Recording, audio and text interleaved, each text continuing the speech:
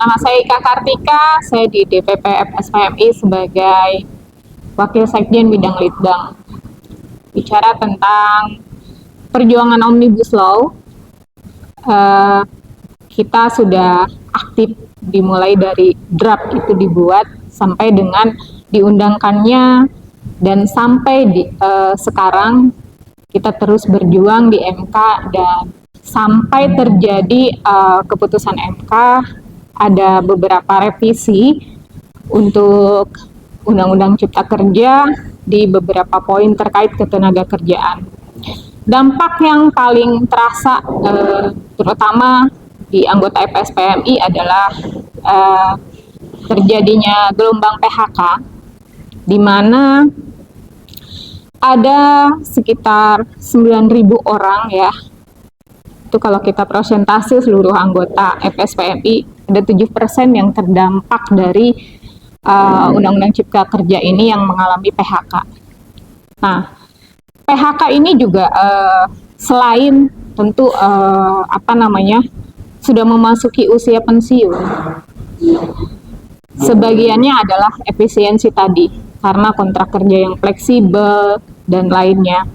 Dampak PHK yang paling berasa juga di tingkat anggota kita adalah ketika kompensasi PHK mengikuti Undang-Undang Cipta Kerja.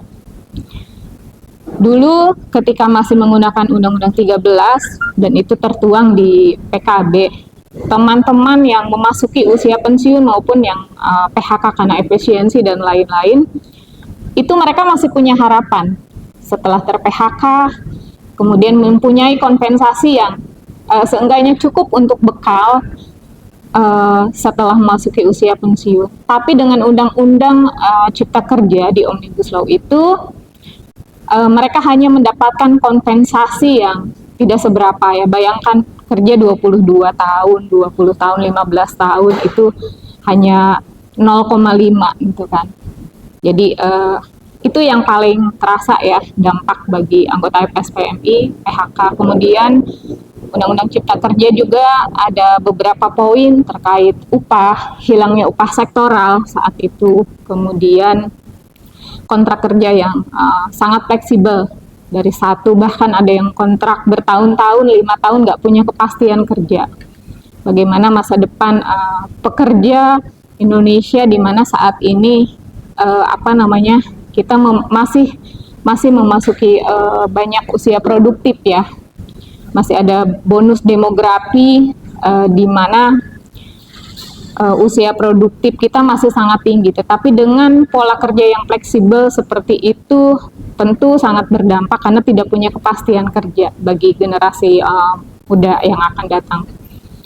Kemudian selain PHK, upah, kemudian outsourcing tadi, ada dampak-dampak lain yang tentu sangat berpengaruh terhadap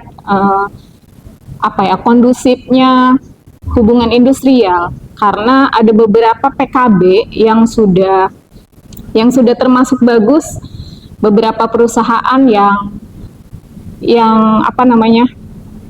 sudah menjalin hubungan industrial yang baik gitu kan dengan PKB yang meningkatkan kesejahteraan karyawan. Ketika ada Undang-Undang Cipta Kerja ini terbit gitu kan, banyak yang akhirnya perusahaan ingin mengubah PKB-nya sesuai dengan Undang-Undang Cipta Kerja ini, di mana sebenarnya tingkat kesejahteraan maupun tadi poin-poin kontrak upah dan lain-lainnya itu jauh lebih menurun dibanding kualitas PKB yang sebelumnya.